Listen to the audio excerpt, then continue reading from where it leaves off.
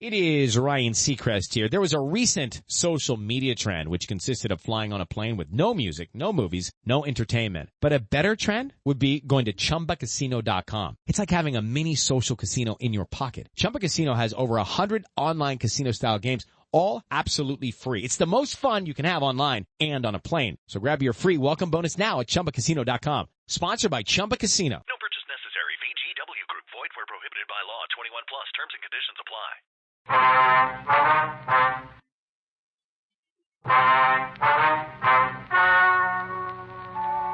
Ladies and gentlemen, the story you are about to hear is true. The names have been changed to protect the innocent. Dragnet.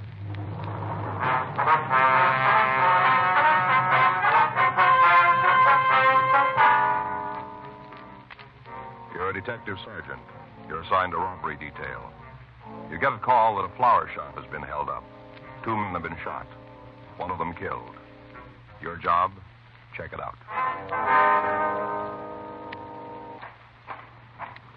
It was Tuesday, June 8th. It was warm in Los Angeles. We were working the day watch out of robbery detail. My partner's Frank Smith. The boss is Chief of Detective Stad Brown. My name's Friday. We were on our way out from the office, and it was 10:15 a.m. when we got to the corner of 7th Street and Bunker Hill Avenue.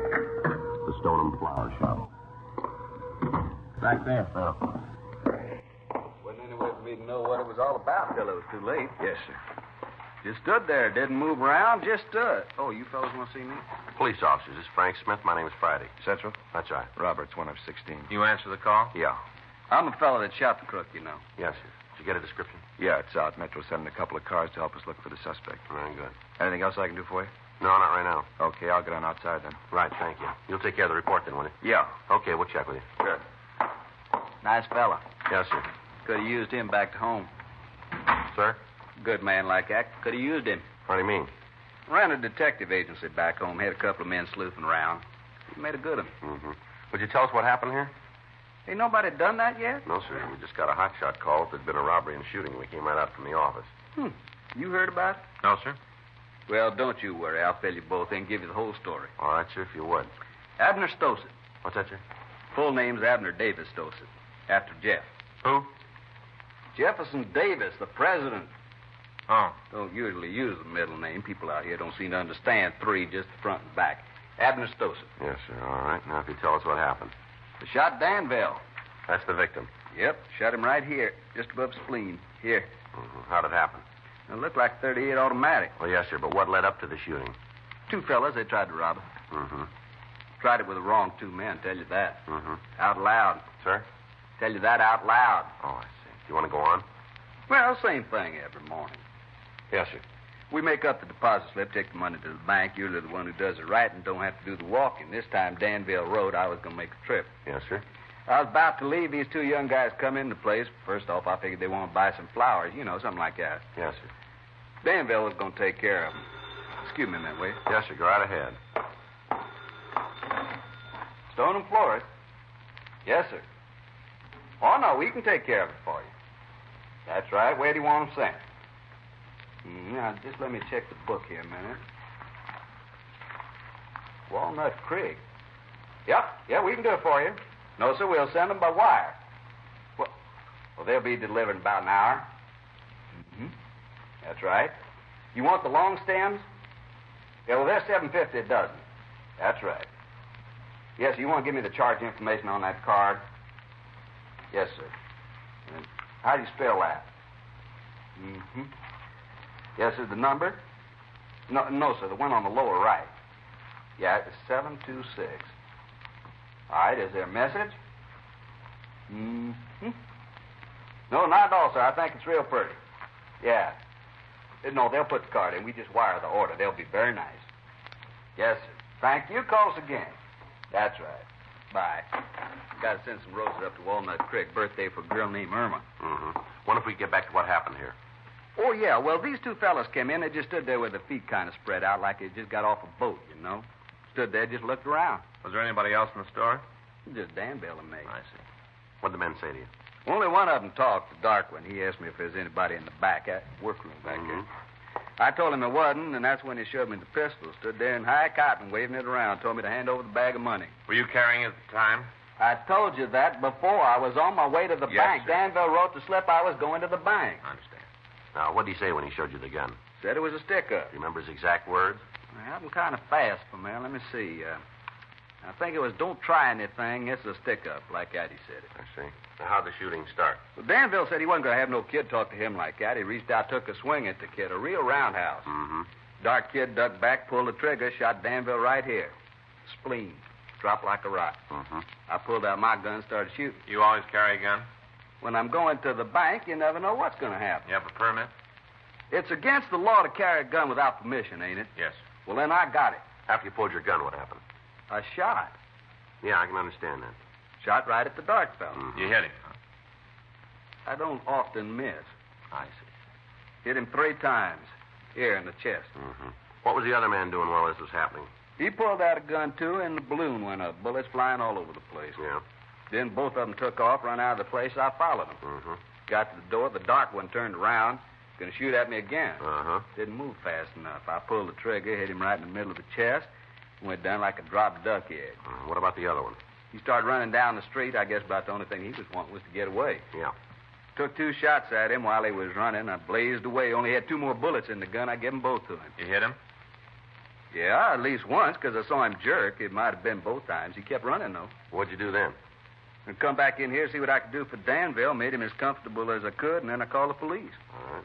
He came sliding up and took out after the fellow that got away. The ambulance came and picked up Danville and the other guy. Yes, sir. Now, I wonder if you could give us the description of the man who got away. Yeah? Yes. I'll call Georgia Street and check on the other suspect. That ain't going to do no good. What? You don't have to inquire about him. He's dead. You're sure about that?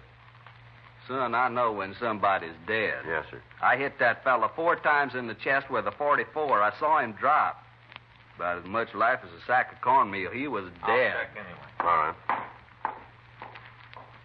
Yeah, sure sorry. What are you sorry about? I say it's a real sorry that you can't work with that other young fellow that was in here. You know, the one in uniform. He was a bright boy. Mm-hmm.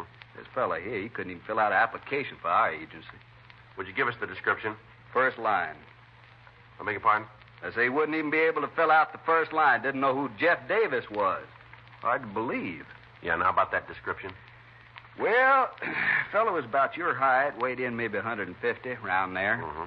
He had light hair, lighter at the top and down by his head like he was bleached in the sun. Any marks or scars? No, nothing that stand out. He had a kind of a flat face. What about his clothes? White shirt, kind of tan pants, carrying a leather jacket with the fur around the collar. Yeah, I know what you mean. Both of them had those. Was there anything in the way they talked? An accent, maybe? No, just North talk. I can't tell the difference much of the time. Mm-hmm. Would you know the man if you saw him again? You bet I would. Just stand him up in front of me and I'll lay it on, point him right out. Mm-hmm. What'd you find out? I talked to the hospital, Joe. Yeah? Are you sure you hit one of the suspects, mister? Positive. And he was on the sidewalk. Saw him hit and die. What's the matter? Well, the ambulance only brought in 1 person. Yeah. The dead man's gone.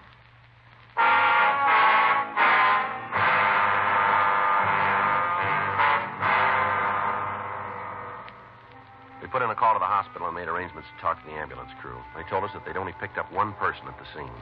They went on to say that there wasn't another injured party on the premises anywhere.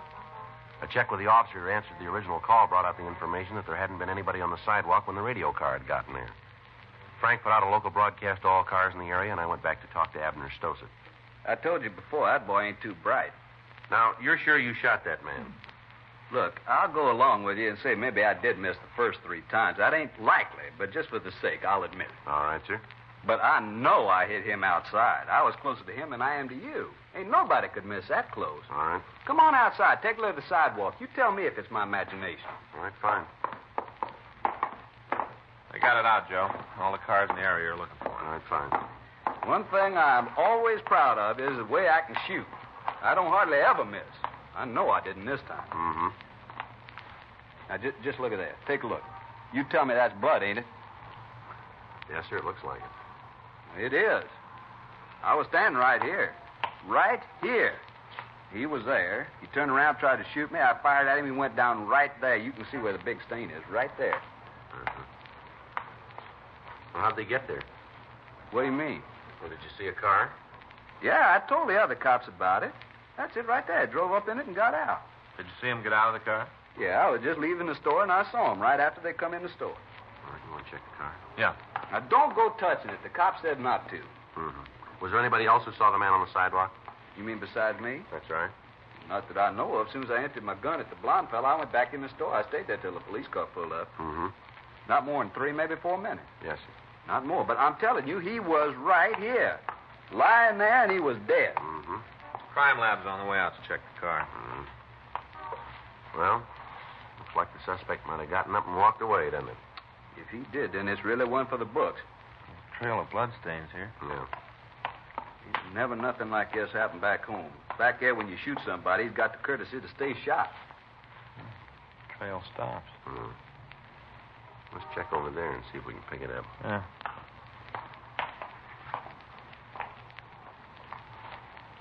How about it? Nothing.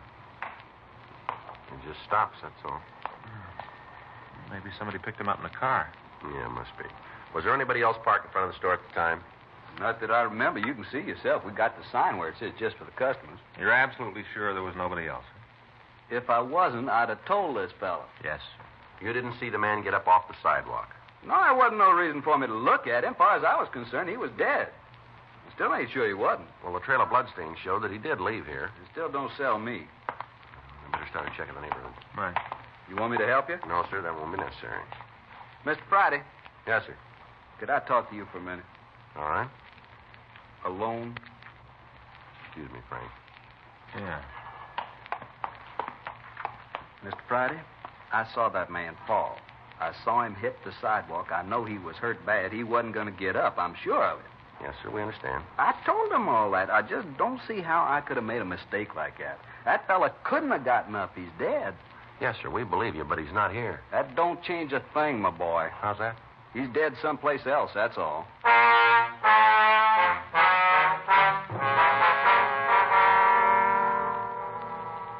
An immediate search was started of all buildings in the area. If the suspect had walked away from the scene, the amount of blood on the sidewalk indicated he couldn't have gotten far without help. While Frank and I talked to the shopkeepers in the vicinity, a check was made of the car that the thieves had used. It was found to be stolen, and arrangements were made to talk to the owner. Members of the crime lab crew came out and checked the vehicle. They were unable to turn up anything we could use in identifying the holdup men. 11:28 a.m. Frank and I talked to the owner of a small tobacco shop. Saw the whole thing. Well, where were you during the shooting, Mr. Collard? Right out in front. I looked down the street, and there it was, just like it was a cinemascope. Now, sir, did you see the actual shooting? Well, not the first. No, I was in here, behind the counter, fixing up a new bunch of pipes we just got in, putting them up on the board. All of a sudden, I heard this noise. First up, I thought it might be a backfire. Then I knew. Yes, sir. It wasn't. It was shots. So I went outside to see what was going on. Mm-hmm. Next thing I see, these 3 guys come out on the sidewalk, right in front of the flower shop, 3 of them. Mm-hmm. Abner and a couple more. One of them black-haired, the other was kind of blonde. Yeah. One of them tried to get Abner. Other one took off in this direction. I see Abner raise that gun of his and pointed at me, and I ducked inside. Did one of the men go by here? Yes, Abner shot at him a couple of times. Must have hit him, because I could see he was hurt when he run past. Did you see where he went? No, I told you, when those shots started to go by, I didn't want to wait around to see if one of them was monogrammed for me. I left. All right. Can you tell us what direction the man... Step into the world of power, loyalty, and luck. I'm going to make him an offer he can't refuse. With family, cannolis, and spins mean everything. Now, you want to get mixed up in the family business. Introducing The Godfather at ChumbaCasino.com. Test your luck in the shadowy world of The Godfather slot. Someday, I will call upon you to do a service for me. Play The Godfather now at ChumbaCasino.com. Welcome to the family. No purchase necessary. VGW Group. Void where prohibited by law. 21 plus. Terms and conditions apply. Not after he went by the door. Must have gone around the corner. Well, why'd he say that? Oh, because when I went back out, I couldn't see him. If he'd gone up the street, I'd have been able to. Now, did you see the man out in front of the store? You mean Abner? No, sir, the one he was shooting at. The suspect. Yeah, I got a pretty good look at him. Where was he? He was just lying there. He wasn't moving around much. Did you see him get up? No. What's all this about the other guy for? Well, what do you mean? The one Abner killed. Well, the question's about him.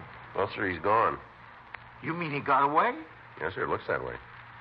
Well, I don't see how that could be. I went right by him, a couple of feet away. There wasn't no life in him then. Nothing. He left there, and somebody had to carry him. Yes, sir, that's the way it looks. No reason for anybody to do it. The man was dead. There's no reason at all.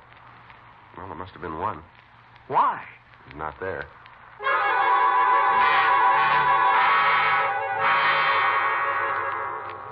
Frank and I checked out the rest of the neighborhood, but we failed to turn up any information.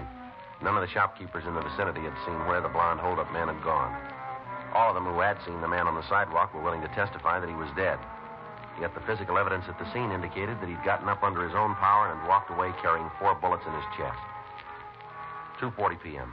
Frank and I returned to our car and began to cruise the streets in the area. 3:15 p.m. Well, it doesn't look like we're going to find him. Well, Frankie's got to be here someplace. Unless somebody picked him up. Yeah, it's possible. Yeah. Fellow on the bench over there, you see him? Oh, yeah. Waiting for the bus. He was there when we went by before. Take it easy when you pass him this time. All right. Better pull over. Yeah. Matches the description. Uh-huh. Looks like bloodstains on his shirt from here. It sure does. Fits in good. All right. You cover him from that side. I'll go this way. Right. Joe, he's got a gun. Joe, you all right? Yeah, thanks to this mailbox. I saw him pull the gun. Thought sure he got you. Well, he didn't miss by much. Well, we better check him. Yeah.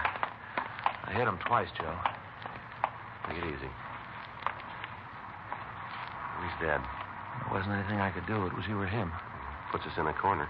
Yeah. He was our lead to the other suspect.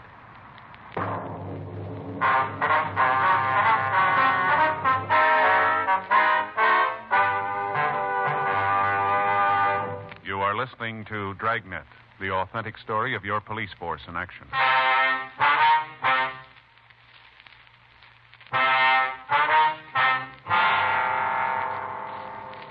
The coroner came out and removed the body. The victim was identified as Jeffrey Burnham, age 27. From his package, we found that he'd been arrested several times on charges of armed robbery and that he'd served 1 term in San Quentin. Abner Stoss had identified him positively as one of the hold-up men. Frank and I went back to the office to do a complete check on his friends and known acquaintances in the hope that we could turn up something to lead us to the other man. The search for the dark suspect was continued during the night without result. The next morning, we met with Lieutenant Stoner, and we made arrangements for additional men to aid us in checking out the list that we'd made on Burnham's friends. 8:47 a.m. You ready? Yeah, let's go. I get it. Robbery Friday. Yes, sir. Right away. Yes, sir. Bye. The victim, Abner Stossett. Yeah. Says he came across something this morning. What was it? Should tell us who the missing man is.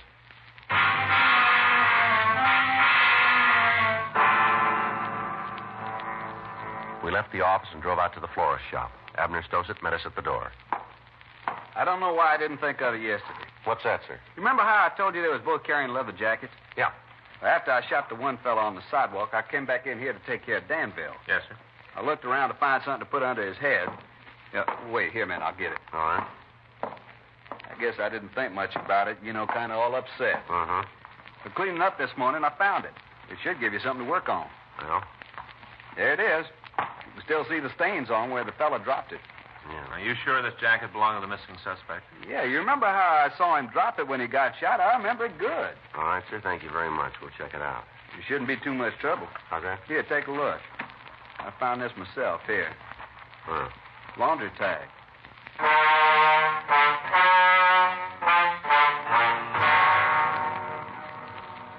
We took the jacket over to the crime lab. Lieutenant Lee Jones started to check through his records for the name of the cleaner that had serviced the garment. Frank and I went back to the office and talked with Officers O'Donnell and Gerber. They told us that the list of the suspect's friends had been checked without result. The search for the missing man had been called off, and the additional units had returned to Metro Division. At 4:30 p.m., we got the call from Lee Jones. He gave us the name and address of the cleaner. Frank and I left the office and drove over to his shop. Yes, sir. Something I can do for you? Police officer, this is Frank Smith. My name's Friday. Oh, How do you do, sir? hope there isn't anything wrong. No, sir. We just like some information. I got it. It's yours. All right, sir. Ever see this before? Leather jacket. A lot of them around. How about this tag here? It's one of yours, isn't it? Let's see. Yeah, it's our mark. Can you tell us who brought this jacket in to be cleaned? It'd be hard to say. Well, the way we got it belongs to a fellow about 25, dark hair, about 150 pounds. We do a good-sized business. Hard to remember all the people who come in. That's right, sir, but do you have that many leather jackets? No. Wait a minute. Let me think a minute. Might be outside, but it could be. What's that? Halleck. Norman Halleck. He looks like how you said. I've done some work for him and his family. It might be him. Can you tell us where we can find him? I got his address in the book. I can look it up for him. If you would, please. Might be. hear he's been in trouble with the cops before. Would you know what for? No, it's just neighborhood gossip. Anything I'd want to put my name on. Uh-huh. Here it is. Norman Halleck, H-A-L-I-K, 10267 Sacramento Street. All right, sir. Thank you very much. Why don't you tell me what he's done? I think it'd be better if we talk to him about that. Sure, it's his business anyway. Yeah. That's the trouble with people nowadays. They're all the time pushing in on somebody else. Uh-huh. Telling things they aren't sure about, giving people bad names for nothing. Well, there's one small difference here. Huh? This fellow made his own name.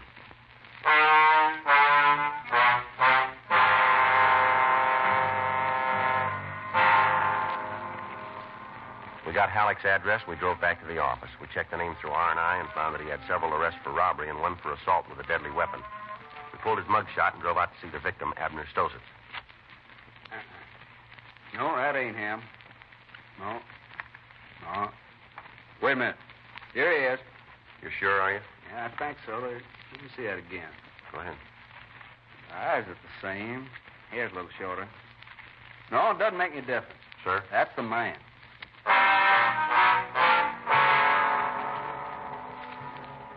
Frank and I drove over to the address on Sacramento Street. We checked with the landlady, and she told us that Norman Halleck was in his room. We went upstairs. That should be it.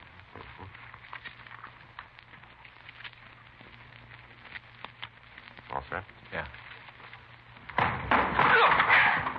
Freeze, Halleck, right there. What do you want? Turn around. What? Turn around. Put your hands up on that wall. Come on, move. Stand still. All right, he's clean, Joe. All right, let's go. Well, what's this all about? Come on, let's go. Well, you got to make a charge. All right, suspicion of robbery. You're out of your head. You tell us about it, will you? Sure, it's a bad beat. It always is, isn't it? It doesn't make any difference. You take me down, book me. I'll be out right away. All I need is a little time. Yeah, well, then you're in real trouble. Huh? You just ran out of it.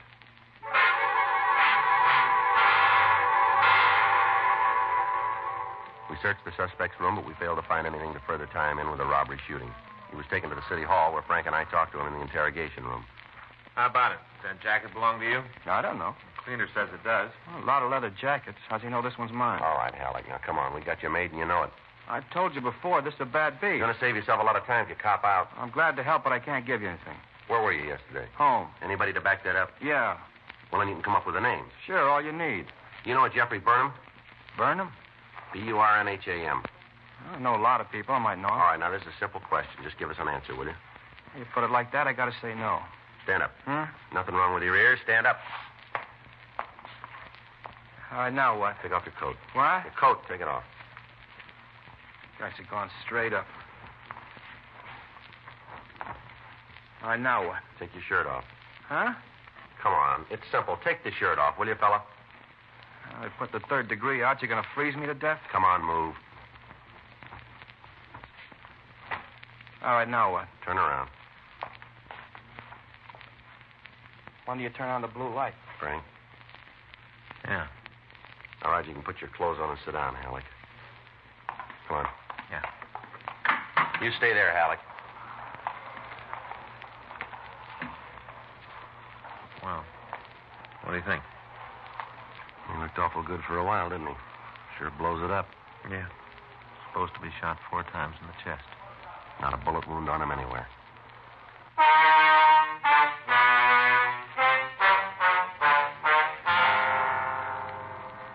A special show-up was arranged, and the suspect was shown to the victim. On seeing Halleck in person, he was unable to give us a positive identification. The suspect was detained at the main jail while we checked out his alibi for the day of the robbery. It held.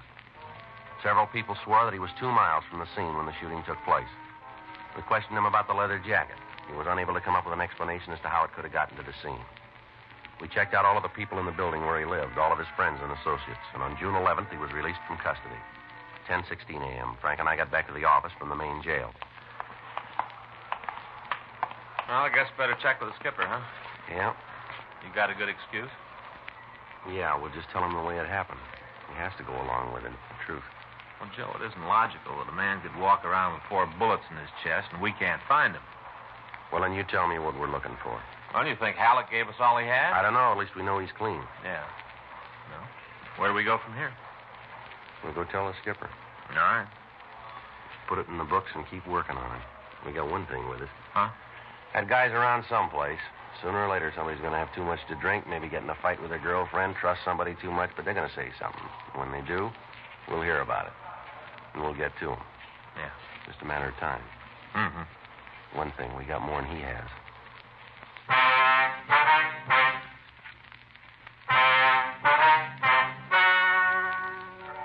The story you've just heard is true. The names were changed to protect the innocent. On June 11th, a meeting was held in the captain's office, Robbery Division, Los Angeles Police Department.